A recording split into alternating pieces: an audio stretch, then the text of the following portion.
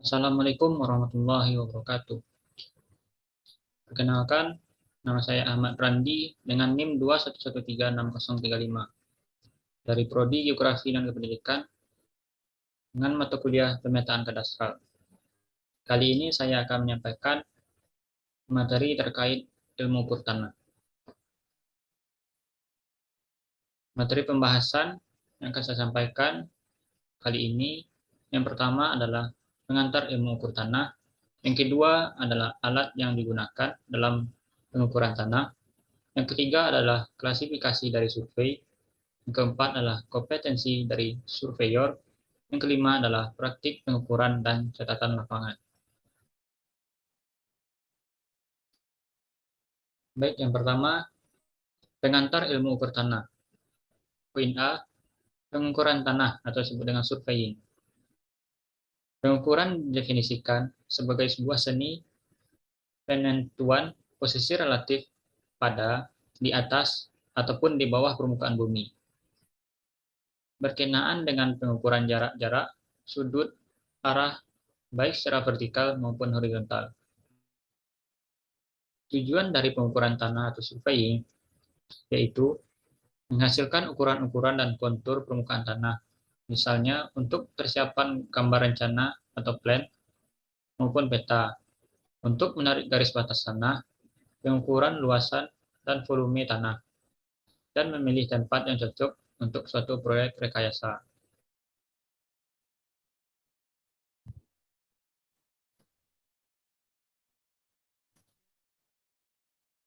Yang ketiga adalah skala. Skala didefinisikan sebagai sebuah perbandingan tetap antara jarak lokasi di peta dengan di permukaan bumi, atau dapat digambarkan sebagai perbandingan jarak pada peta dengan jarak sebenarnya. Sebagai contoh, skala 1 dibanding 500, yang mana artinya suatu unit jarak di lapangan sama dengan 500 kali unit jarak yang ada di peta. Pemilihan skala pada proyek tentu bergantung pada kerangka yang telah ada atau kepraktisan dalam membawanya. Poin B, instrumen survei di masa lalu.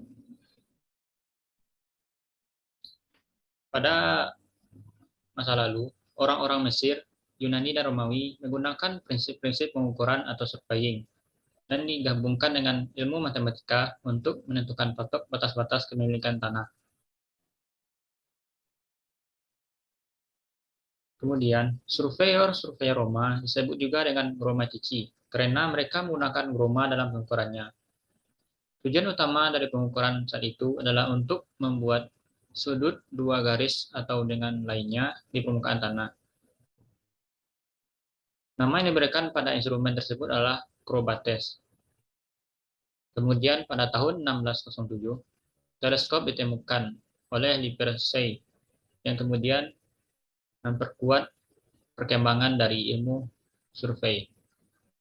Kemudian pada tahun 1631, Pierre Vernier yang merupakan seorang berkebangsaan Prancis mempublikasikan penemuannya terkait instrumen yang dinamakan Vernier, yang sekarang digunakan sebagai alat pembagian skala yang akurat. Kemudian ditemukannya website yang berfungsi sebagai garis bidik yang banyak digunakan pada survei tambang dan survei tanah.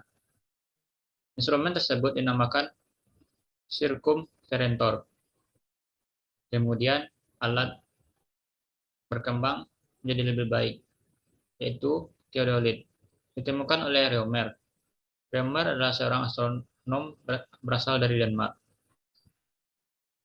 Sekitar seabad kemudian, instrumen astronomi itu digunakan untuk keperluan survei. Yang kedua, alat ukur tanah. Pertama adalah teodolit. Teodolit adalah alat ukur untuk sudut balik horizontal maupun vertikal, sehingga pada alat ini teropong harus dapat berputar pada dua lingkaran berskala, yaitu lingkaran berskala tegak dan mendatar. Bentuk dari teodolit sendiri dapat dilihat pada gambar yang tersedia pada slide berikut. Kemudian adalah waterpass. Waterpass adalah alat ukur penyipat datar dengan teropong dengan dilengkapi oleh nifo dan sumbu mekanis tegak sehingga teropong dapat putar ke arah horizontal. Niveau berfungsi sebagai patokan untuk menentukan kedataran dari objek. Gambar dari waterfall sendiri atau bentuk dari waterfall sendiri bisa dilihat pada slide berikut ini. Selanjutnya adalah meteran. Meteran difungsikan sebagai alat untuk mengukur jarak dari suatu titik ke titik lainnya, sebagaimana yang dapat dilihat pada gambar berikut ini. Kemudian adalah kompas. Kompas adalah sebuah alat dengan komponen utamanya jarum dan lingkaran berskala. Kompas dapat digunakan sebagai petunjuk arah maupun sebagai alat untuk menentukan titik azimut atau arah azimut. Yang ketiga adalah klasifikasi survei. A. Survei atas dasar akurasi. Yang pertama adalah survei planimetris. Survei planimetris merupakan survei yang berasumsi bahwa permukaan bumi mendatar atau tidak melengkung, yang mana pada kenyataannya permukaan bumi merupakan melengkung. Yang kedua adalah survei geodetis. Survei geodetis ini memperhitungkan bentuk bumi yang melengkung dan melakukan pengukuran jarak-jarak dan sudut-sudut dengan ketelitian yang tinggi. Survei ini diterapkan untuk lokasi yang sangat luas. Poin B, survei atas dasar metode penentuan posisi. Survei atas dasar metode penentuan posisi berdasarkan titik di permukaan bumi, dibedakan antara terestris dan ekstraterestris. Metode terestris dilakukan berdasarkan pengukuran dan pengamatan, yang semuanya dilakukan di permukaan bumi. Metode ekstraterestris dilakukan berdasarkan pengukuran dan pengamatan yang dilakukan ke objek atau benda angkasa, baik yang alamiah seperti bulan, bintang, maupun yang buatan seperti satelit. Poin C, survei atas dasar instrumen. Yang pertama, survei chain. Survei chain ini dilakukan pada luasan yang sempit dan terbuka, dan pekerjaan lapangannya hanya dilakukan dengan pengukuran-pengukuran linear, yaitu jarak-jarak dengan alat meteran. Yang kedua adalah survei traverse. Istilah traverse digunakan untuk pengukuran yang melibatkan pengukuran jarak dengan meteran atau chain, arah-arah dan sudut-sudut dengan kompas, atau dapat juga menggunakan teodolit. Yang ketiga adalah survei tachymetry. Istilah ini digunakan untuk survei-survei yang menggunakan metode pengukuran jarak horizontal dan vertikal, dengan menggunakan pengamatan rambu melalui teodolit berteleskop khusus, yang dilengkapi dengan benang, stadia, dan lens. Yang keempat, survei penyipat datar atau leveling. Istilah ini digunakan untuk survei pengukuran ketinggian vertikal relatif dengan titik-titik suatu sifat datar atau disebut dengan waterpass dan rambu. Yang kelima adalah plan tabling. Istilah ini digunakan untuk pengukuran grafis yang dilakukan secara serentak antara pekerjaan lapangan dan plotting. Planimeter atau alat ukur lereng, kemudian bersama plan table ini digunakan untuk menguploadkan garis-garis kontur. Yang keenam, wilayah itu dibagi-bagi menjadi jaringan segitiga-segitiga. Beberapa sisi dipilih dari diukur secara teliti yang disebut dengan baseline. Semua sudut diukur dengan transit, kemudian garis-garis lainnya dihitung melalui data-data ukuran. Baseline dan sudut-sudut dikoreksi dengan rumus-rumus sinus. Poin D, survei atas dasar tujuan. Yang pertama adalah survei rekayasa.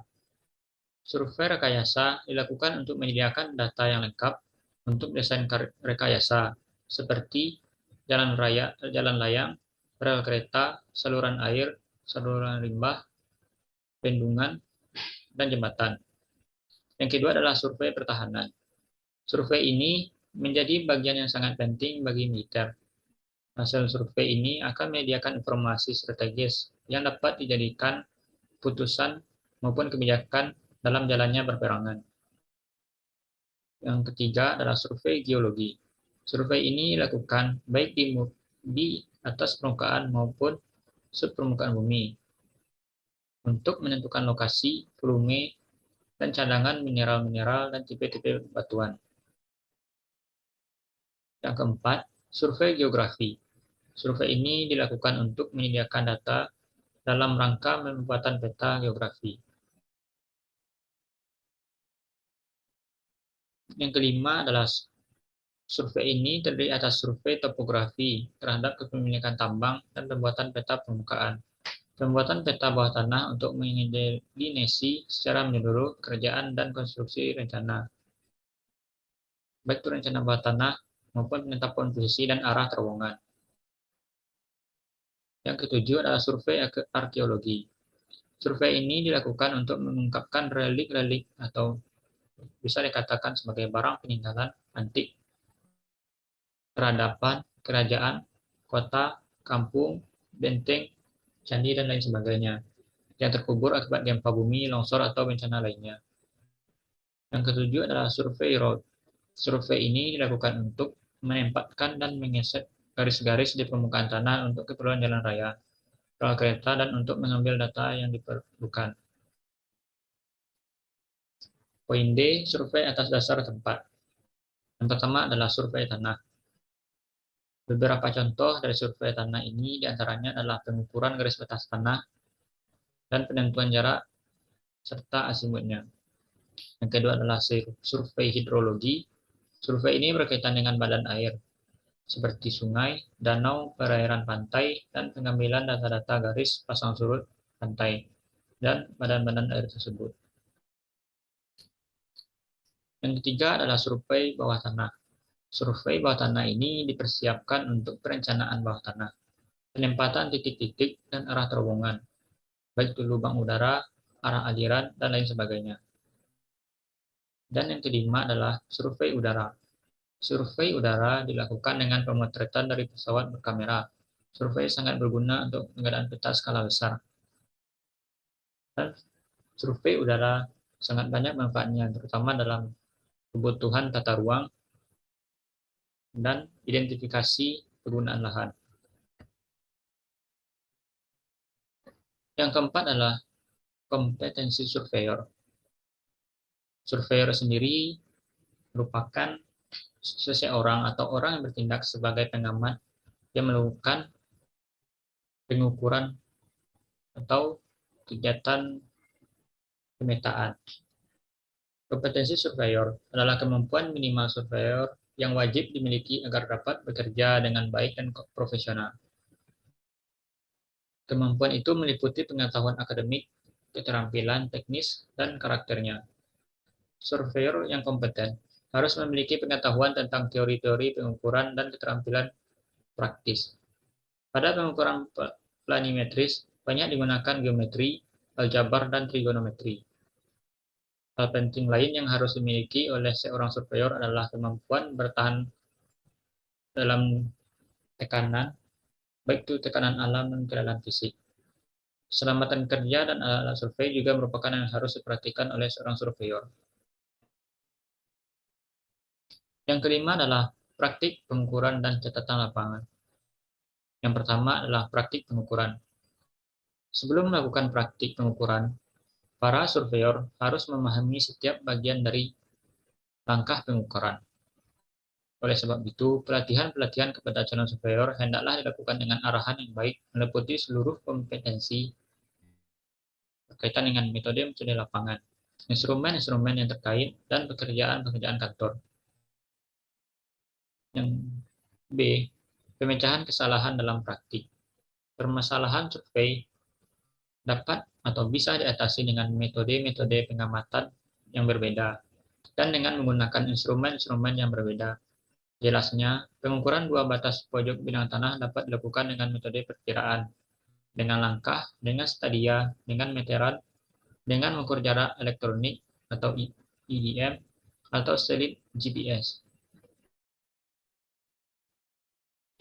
Poin C, pencatatan lapangan. Kegiatan pencatatan harus dilakukan di lapangan. Mungkin suatu kali kita mencatat hasil ukuran pada kertas lepas yang kemudian disalin kembali. Untuk mewujudkan dokumen yang lengkap, pencatatan harus mencatat semua data dan sekaligus interpretasinya untuk menjawab pertanyaan yang mungkin muncul pada saat survei yang dilakukan. Beberapa hal yang perlu diperhatikan dalam mencatat pencatatan lapangan. Yang pertama, dilarang melakukan penghapusan. Jika ada satu kesalahan dalam pencatatan, dilakukan dengan mencoret kesalahan tersebut, kemudian menulis data yang benar di atasnya. Kemudian yang kedua, gunakan singkatan atau simbol supaya ringkas. Tetapi pastikan petugas kantor mengerti maksud dari simbol-simbol tersebut. Yang ketiga adalah pastikan indeks diisi. Indeks di sini dapat berupa nomor, tanggal, ataupun nama surveyor yang melakukan pencatatan di lapangan. Yang keempat, tidak perlu ragu, gunakan narasi untuk menjelaskan aspek-aspek penting dari proyek survei.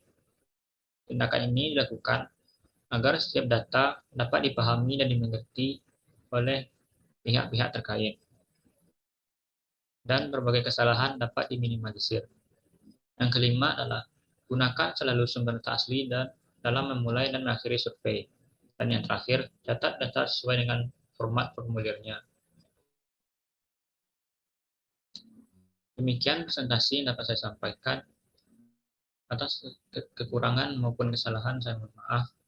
Assalamualaikum warahmatullahi wabarakatuh.